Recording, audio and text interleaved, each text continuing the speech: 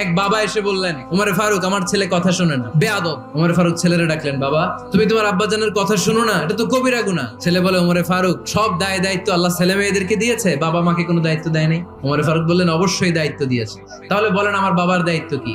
উনি বললেন, প্রাইমারিলি প্রথমত 3 দায়িত্ব। পৃথিবীর প্রতিটি বাবার উচিত ছেলেদের মেয়েদের জন্য ভালো মায়ের ব্যবস্থা করা। 2 নম্বরে সুন্দর তার একটা নাম রেখে দেয়া। 3 নাম্বার তার আল্লাহর কিতাব শিক্ষা দেওয়া। এবার ছেলেকে আমার আব্বা 3টার একটাও করে নাই।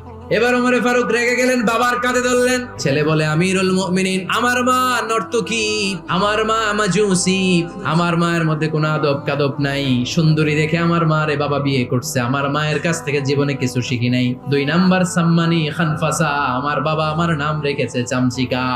ওয়ালাম ইউআল্লিমনি হারফাম মিন কিতাবিল্লাহ, আমিরুল মুমিনিন শুধু তাই না, আল্লাহর কোরআনের একটা অক্ষর আমার বাবা কোনোদিন আমারে শিক্ষা দেয় না।